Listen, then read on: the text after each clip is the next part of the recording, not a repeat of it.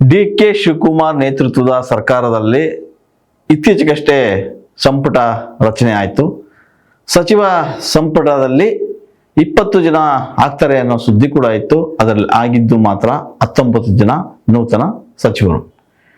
ಎಲ್ಲ ಒಂದು ಕಡೆಗೆ ಮಹಿಳೆಯರಿಗೆ ಸಚಿವ ಸ್ಥಾನ ಸಿಗುತ್ತೆ, ಯಾರೆಲ್ಲ ಮಹಿಳೆಯರಿಗೆ ಸಿಗಬಹುದು ಅನ್ನೋದು ಕೂಡ ಇತ್ತು. ಆದರೆ ಮಹಿಳಾ ಶಾಸಕಿಯರಿಗೆ ಯಾವುದೇ ಸಚಿವ ಸ್ಥಾನ ಸಿಕ್ಕಿಲ್ಲ.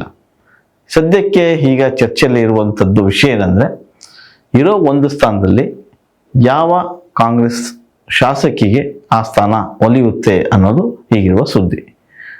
ಹಾಗಾದರೆ ಕಾಂಗ್ರೆಸ್ ಸರ್ಕಾರದಲ್ಲಿ ಮಹಿಳೆಯರಿಗೆ ಆದ್ಯತೆ ಇಲ್ವಾ, ಮಹಿಳೆಯರಿಗೆ ಗೌರವ ಇಲ್ವಾ, ಮಹಿಳೆಯರಿಗೆ ಸ್ಥಾನಮಾನ ಅನ್ನೋದೇ ಇಲ್ವಾ? ಹೀಗೊಂದು ಚರ್ಚೆ ವ್ಯಾಪಕವಾಗಿ ಸೋಷಿಯಲ್ ಮೀಡಿಯಾದಲ್ಲಿ ನಡೀತಾ ಇದೆ. ಇದಕ್ಕೆಲ್ಲ ಕಾರಣ ಇಷ್ಟೇ, ಡಿ.ಕೆ. ಶಿವಕುಮಾರ್ ಸಚಿವ ಸಂಪುಟದಲ್ಲಿ ಒಂದಷ್ಟು ಜನ ಲಾಬಿ ಮಾಡಿದರು ಸಚಿವರಾಗಬೇಕು ಅಂತ. ಆದರೆ ಹೊಸ ಮುಖಗಳು ಬಂದರು, ಇನ್ನೊಂದಿಷ್ಟು ಹಳೆಯ ಸಚಿವರಿಗೂ ಕೂಡ ಅವಕಾಶ ಸಿಕ್ತು. ಅಲ್ಲಿಗೆ ಇರುವಂಥ ಶಾಸಕರಿಗೆ ಸ್ಥಾನ ಸಿಕ್ಕರೂ ಕೂಡ ಮಹಿಳಾ ಶಾಸಕರಿಗೆ ಸಚಿವ ಸ್ಥಾನ ಸಿಗುತ್ತೆ ಅನ್ನೋ ಲೆಕ್ಕಾಚಾರಗಳು ತುಂಬ ಉಲ್ಟಾ ಹೊಡೆದು. ಹಾಗೆ ನೋಡಿದ್ರೆ ಇರುವಂತಹ ಒಂದಷ್ಟು ಮುಂಚೂಣಿಯಲ್ಲಿರ್ತಕ್ಕಂಥ ಮಹಿಳಾ ಶಾಸಕಿಯರು ನನಗೂ ಕೂಡ ಸ್ಥಾನ ಸಿಗುತ್ತೆ ಅನ್ನೋ ಆಕಾಂಕ್ಷಿಗಳಾಗಿದ್ದರು, ಭರವಸೆಯಲ್ಲಿದ್ದರು. ಆದರೆ ಇರೋ ಒಂದು ಸ್ಥಾನದಲ್ಲಿ ಈಗ ಒಬ್ಬರಲ್ಲ ಇಬ್ಬರಲ್ಲ 4 ಜನ ಶಾಸಕಿಯರು ಪೈಪೋಟಿಯನ್ನು ನಡೆಸ್ತಾ ಇದ್ದಾರೆ. 19 ಜನ ಆದರೂ ನಿಜ, ಆದರೆ ಇರೋ ಒಂದು ಸ್ಥಾನ ಯಾರ ಪಾಲಾಗುತ್ತೆ?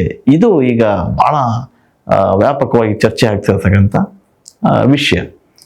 ಹಾಗೆ ನೋಡೋದಾದರೆ ಒಂದು ಸ್ಥಾನದಲ್ಲಿ 5 ಜನ ಇದ್ದಾರೆ. ಅವ್ರು ಯಾರು 5 ಜನ ಅನ್ನೋದಾದರೆ, ಪರಿಷತ್ನಿಂದ ಬಂದಂಥ ಗಾಯತ್ರಿ ಶಾಂತೇಗೌಡ ಅವರು, ಉಮಾಶ್ರೀ ಅವರು ಇದ್ದಾರೆ, ನಯನ ಮೋಟಮ್ಮ ಇದ್ದಾರೆ, ಹಾಗೆ ಲಕ್ಷ್ಮೀ ಹೆಬ್ಬಾಳ್ಕರ್ ಕೂಡ ಇದ್ದಾರೆ. ಇಷ್ಟು ಜನದಲ್ಲಿ ಯಾರಿಗೆ ಸಿಗುತ್ತೆ ಅನ್ನೋದು ಒಂದಷ್ಟು ಪ್ರಶ್ನೆಗಳಿದ್ರೂ ಕೂಡ ಇವರು ಅಷ್ಟೂ ಜನ ತೆರೆಮರೆಯಲ್ಲಿ ನಮಗೆ ಆ ಸ್ಥಾನ ಸಿಗಬೇಕು ಅಂತ ಹೇಳಿ ಹೋರಾಟವನ್ನು ಮಾಡ್ತಾ ಇದ್ದಾರೆ.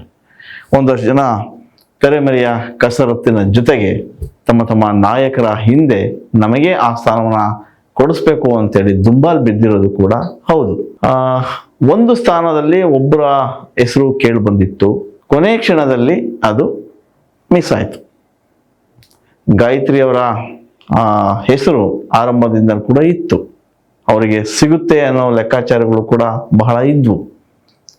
ಕೊನೆ ಕ್ಷಣದಲ್ಲಿ ಪಟ್ಟಿಯಲ್ಲಿದ್ದಂಥ ಅವರ ಹೆಸರು ಮಿಸ್ ಆಯಿತು. ಜಸ್ಟ್ ಮಿಸ್ ಆಗಿದ್ದು ಯಾಕೆ ಅನ್ನೋದು ಕೂಡ ಸಾಕಷ್ಟು ಚರ್ಚೆಗೆ ಒಳಪಡ್ತು. ಡಿ.ಕೆ. ಶಿವಕುಮಾರ್ ಅವರಿಗೆ ಎಲ್ಲೋ ಒಂದು ಕಡೆಗೆ ಲಕ್ಷ್ಮೀ ಹೆಬ್ಬಾಳ್ಕರ್ ಅವರಿಗೆ ಅವಕಾಶ ಕೊಡಿಸ್ಬೇಕು ಅನ್ನೋದು ಅವರ ಒಲವು, ಒಂದಷ್ಟು ಜನಗಳಿಗೆ ಬೇರೆಯವ್ರನ್ನ ತಂದು ಕೂರಿಸ್ಬೇಕು ಅನ್ನೋದು ಇತ್ತು. ಆದರೆ ಎಲ್ಲವೂ ಸರಿ, ರಾಹುಲ್ ಗಾಂಧಿ ಅವರು ಈ ಹಿಂದೆ ಮಹಿಳೆಯರಿಗೆ ಹೆಚ್ಚಿನ ಆದ್ಯತೆ ಕೊಡಬೇಕು ಅಂತೇಳಿ ಹೋರಾಟ ಮಾಡಿದಂಥವ್ರು, ದನಿ ಎತ್ತಿದ್ದಂಥವ್ರು.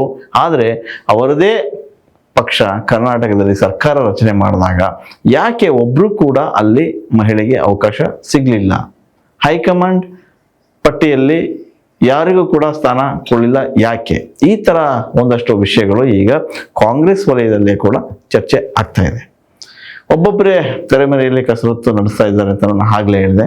ಉಮಾಶ್ರೀ ಅವರು ಕೂಡ ಅವರಿಗೆ ಉಪಸಭಾಪತಿ ಸ್ಥಾನ ಸಿಕ್ಕಿದೆ, ಆದರೆ ಅವರು ಸಚಿವೆ ಆಗಬೇಕು ಅನ್ನೋ ಆಕಾಂಕ್ಷೆಯಲ್ಲಿದ್ದರು. ಸೊ ನಾನು ಆಸೆನ ವ್ಯಕ್ತಪಡಿಸಿದ್ದೆ ಅಂತ ಕೂಡ ಅವ್ರು ಹೇಳ್ಕೊಂಡಿದ್ರು. ಸಿದ್ದರಾಮಯ್ಯ ಅವರ ಪರ ಬ್ಯಾಟಿಂಗ್ ಕೂಡ ಬೀಸಿದ್ರು, ಅವರ ಹೆಸರನ್ನು ಕೂಡ ಸೂಚನೆ ಕೊಟ್ಟಿದ್ರು. ಆದರೆ ಕೊನೆಯ ಕ್ಷಣದಲ್ಲಿ ಉಮಾಶ್ರೀ ಅವ್ರನ್ನ ಕೈ ಬಿಡಲಾಯಿತು. ಉಮಾಶ್ರೀ ಅವರಿಗೆ ಉಪಸಭಾಪತಿ ಸ್ಥಾನವನ್ನು ಕೊಟ್ಟರು. ಆದರೆ ಅವರು ಈಗಲೂ ಕೂಡ ಆ ಸ್ಥಾನವನ್ನು ಬಿಟ್ಕೊಡಕ್ಕೆ ತಯಾರಿದ್ದಾರೆ, ನನಗೆ ಸಚಿವೆಯನ್ನಾಗಿ ಮಾಡಬೇಕು ಅಂತೇಳಿ ಒಂದಷ್ಟು ಲೀಡರ್ಗಳಿಗೆ ಮನವಿ ಮಾಡಿದ್ದಾರೆ. ಸೊ ಅವರು ಕೂಡ ಸಾಕಷ್ಟು ಇರುವ ಒಂದು ಸೀಟನ್ನಾದರೂ ಪಡ್ಕೋಬೇಕಂತ ಲಾಬಿ ನಡೆಸ್ತಾ ಇದ್ದಾರೆ.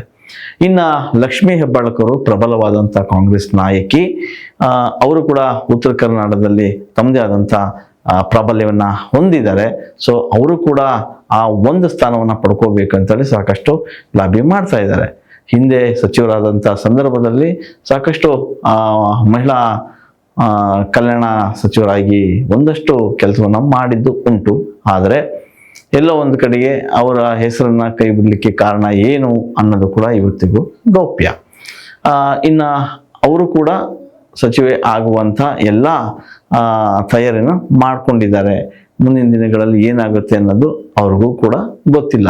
ನಯನಾ ಮೋಟಮ್ಮ ಅವರು ಕೂಡ ಅಷ್ಟೇ, ಅವರ ಹೆಸರು ಕೂಡ ಕೇಳಿ ಬರ್ತಾ ಇತ್ತು, ಆಗಬೇಕು ಮಾಡಬೇಕು ಅನ್ನೋದು. ಅವರು ಕೂಡ ಎಲ್ಲೋ ಒಂದು ಕಡೆಗೆ ಆ ಇಂಗಿತವನ್ನು ಹೇಳಿಕೊಂಡಿದ್ರು.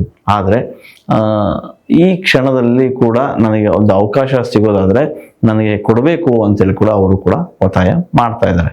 ಇನ್ನು ಗಾಯತ್ರಿ ಅವರು ಕೂಡ ಅಷ್ಟೇ, ತೆರೆಮರೆಯಲ್ಲಿ ಕೂಡ ಅವರು ಸ್ಥಾನ ನನಗೆ ಸಿಗಬೇಕು, ಕೊನೆ ಕ್ಷಣದಲ್ಲಿ ಬದಲಾವಣೆ ಆಯಿತು, ಸೊ ಯಾವ ಕಾರಣಕ್ಕಾಗಿ ಬದಲಾಯಿತು ಅನ್ನೋದು ನನಗೆ ಗೊತ್ತಿಲ್ಲ, ಸೊ ನನಗೆ ಅವಕಾಶ ಮಾಡಿಕೊಡ್ಬೇಕಂತೇಳಿ ಕೂಡ ಅವರು ಒತ್ತಾಯ ಮಾಡ್ತಾ ಇದ್ದಾರೆ. ಆಮೇಲೆ ಸಚಿವ ಸ್ಥಾನ ತಪ್ಪೋದ್ರಿಂದ ಬೇರೆ ಯಾವ್ದಾರ ಒಂದು ಹುದ್ದೆನ ಕೊಡಬೇಕು ಅಂತ ಕೂಡ ಅವರು ಮನವಿ ಮಾಡ್ಕೊಂಡಿದ್ದಾರೆ. ಒಟ್ಟಾರೆ ಕಾಂಗ್ರೆಸ್ ಸರ್ಕಾರದಲ್ಲಿ ಒಬ್ಬರು ಮಹಿಳಾ ಸಚಿವರು ಇಲ್ಲ. ಸೊ ಈ ಬಗ್ಗೆ ವಿರೋಧ ಪಕ್ಷಗಳು ಕೂಡ ಮಾತಾಡ್ತಾ ಇದ್ದಾವೆ. ಕಾಂಗ್ರೆಸ್ ಪಕ್ಷದಲ್ಲಿ ಮಹಿಳೆಯರಿಗೆ ಕೊಡುವಂಥ ಮರ್ಯಾದೆ ಇದು, ಗೌರವ ಇದು ಅಂತೇಳಿ ಅವರು ಕೂಡ ಸಿಕ್ಕ ಅವಕಾಶವನ್ನ ಮಾತಿನ ಮೂಲಕ ಬಳಸ್ಕೊಳ್ತಾ ಇದ್ದಾರೆ. ಇನ್ನು ಉಳಿದಂತೆ ರಾಜ್ಯದಲ್ಲಿ ಒಂದಿಷ್ಟು ಮಹಿಳಾ ಸಂಘಟನೆಗಳು ಕೂಡ ಮಹಿಳೆಯರಿಗೆ ಕಾಂಗ್ರೆಸ್ ಸರ್ಕಾರದಲ್ಲಿ ಯಾವುದೇ ರೀತಿಯಾದಂಥ ಗೌರವ ಇಲ್ಲ, ಅವರ ಬಗ್ಗೆ ಕಾಳಜಿ ಇಲ್ಲ, ಒಬ್ರಿಗೂ ಕೂಡ ಒಂದು ಸ್ಥಾನನ ಇಟ್ಕೊಂಡು ಒಂದು ಸ್ಥಾನಕ್ಕಾಗಿ 4 ಜನ ಇಟ್ಕೊಂಡಿದ್ದಾರೆ, ಕನಿಷ್ಠ ಪಕ್ಷ ಒಂದು 3 ಸಚಿವ ಸ್ಥಾನ ಕೊಡಬೇಕಿತ್ತು ಅನ್ನೋದು ಒಂದಷ್ಟು ಸಾರ್ವಜನಿಕ ವಲಯದಲ್ಲಿ ಕೇಳಿ ಬರ್ತಾ ಇರತಕ್ಕಂಥ ಮಾತು. ಆದರೆ ಹೈಕಮಾಂಡ್ ನಿರ್ಧಾರ ಅಂತಿಮ ಅನ್ನೋದು ಇಲ್ಲಿನ ಮುಖಂಡರುಗಳ ಮಾತು.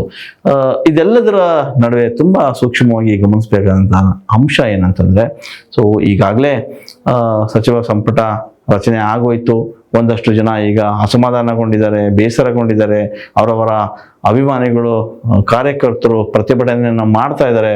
ಕೆಲವಷ್ಟು ಜನ ರಾಜೀನಾಮೆ ಕೊಡ್ತೀನಿ ಅಂತ ಹೇಳಿ ದಂಗೆದ್ರು. ಒಂದಷ್ಟು ಜನ ರಾಜೀನಾಮೆ ಕೊಡೋದಕ್ಕೂ ಕೂಡ ಮುಂದಾದರು. ಆದರೆ ಖಡಕ್ಕಾಗಿ ಹೈಕಮಾಂಡ್ ಸೂಚನೆ ಕೊಡ್ತು, ಯಾರೆಲ್ಲ ರಾಜೀನಾಮೆ ಕೊಡಕ್ಕೆ ಬರ್ತಾರೆ ಅದನ್ನು ಅಂಗೀಕರಿಸಿ ಅಂತೇಳಿ ಸೂಚನೆ ಕೊಡ್ತು. ಸೊ DK ಶಿವಕುಮಾರ್ ಕೂಡ ಅಷ್ಟೇ, ಕೊಟ್ಟಂತ ಕೆಲವು ಸೆಕೆಂಡ್ಗಳಲ್ಲಿ ನಾನು ಅದನ್ನು ಅಂಗೀಕರಿಸ್ತೀನಿ ಅಂತ ಕೂಡ ಹೇಳಿಕೆ ಕೊಡ್ತಾರೆ. ಆವಾಗ ಒಂದಷ್ಟು ಜನ ಉಲ್ಟಾ ಹೊಡೆಯೋಕ್ಕೆ ಶುರು ಮಾಡ್ತಾರೆ. ಗೋಪಾಲಕೃಷ್ಣ ಬೇಳೂರು ಕೂಡ ಅಷ್ಟೇ, ಅವರು ನಾನು ರಾಜೀನಾಮೆ ಕೊಡುವ ಬಗ್ಗೆ ಯೋಚನೆ ಮಾಡ್ತೀನಿ ಅಂತ ಹೇಳಿದರು. ನಾಳೆ ಬೆಳಗ್ಗೆ ನಾನು ಏನೋ ಮಾಡ್ಬಿಡ್ತೀನಿ ಅಂತ. ಆದರೆ ಕೊನೆ ಕ್ಷಣದಲ್ಲಿ ಅವರು ಗಪ್ಚುಪ್ಪಾದ್ರು. ಸೊ ಉಳಿದಂತೆ ಒಂದಷ್ಟು ಜನ ಯಾರೆಲ್ಲ ಅಸಮಾಧಾನಗೊಂಡಿದ್ರು ಅವರೆಲ್ಲ ಕೂಡ ಈಗ ಮಾತಾಡ್ತಿಲ್ಲ. ಇದಕ್ಕೊಂದೇ ಕಾರಣ, DK ಶಿವಕುಮಾರ್ ಒಂದು ಮಾತನ್ನ ಹೇಳಿದ್ರು, ಎಲ್ಲರೂ ತಾಳ್ಮೆಯಿಂದ ಇದ್ರೆ ಒಂದು ಒಳ್ಳೆಯ ಹುದ್ದೆ ಸಿಗುತ್ತೆ ಅಂತ. ನನಗೂ ಕೂಡ ಹಿಂದೆ ಸಿದ್ದರಾಮಯ್ಯ ಅವಧಿಯಲ್ಲಿ ಸಿಕ್ಕಿರಲಿಲ್ಲ, ಧರ್ಮಸಿಂಗ್ ಅವಧಿಯಲ್ಲೂ ಕೂಡ ಒಂದಷ್ಟು ಜನಗಳಿಗೆ ಸಿಕ್ಕಿರಲಿಲ್ಲ. ಅಷ್ಟೇ ಯಾಕೆ, ಬಂಗಾರಪ್ಪನವ್ರಿಗೂ ಕೂಡ ಸಚಿವ ಸ್ಥಾನ ಆ ಸಂದರ್ಭದಲ್ಲಿ ಸಿಕ್ಕಿರಲಿಲ್ಲ. ಅವರೆಲ್ಲ ತಾಳ್ಮೆಯಿಂದ ಇದ್ದದ್ದಕ್ಕೆ ಒಂದು ದೊಡ್ಡ ಹುದ್ದೆನ ಅಲಂಕರಿಸಿದ್ದು.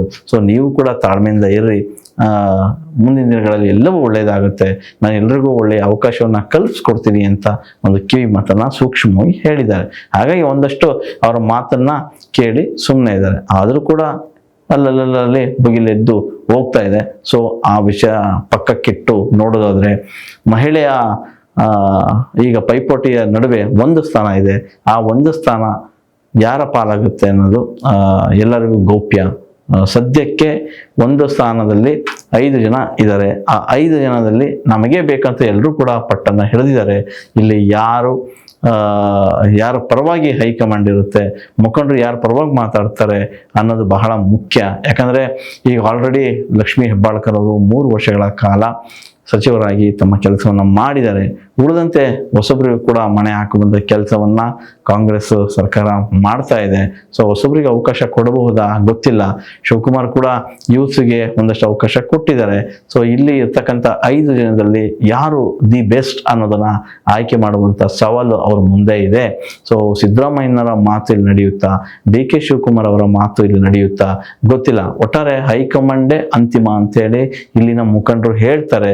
ಏನೇ ಅಂತಿಮ ಆದರೂ ಕೂಡ ಹೈಕಮಾಂಡ್ಗೂ ಕೂಡ 5 ಜನ ಮಹಿಳಾ ಶಾಸಕಿಯರಲ್ಲಿ ಯಾರನ್ನ ಸಚಿವರನ್ನಾಗಿ ಮಾಡಬೇಕು ಅನ್ನೋದು ಇದೆಯಲ್ಲ, ಅದೇ ಈ ಹೊತ್ತಿನ ದೊಡ್ಡ ಸವಾಲು.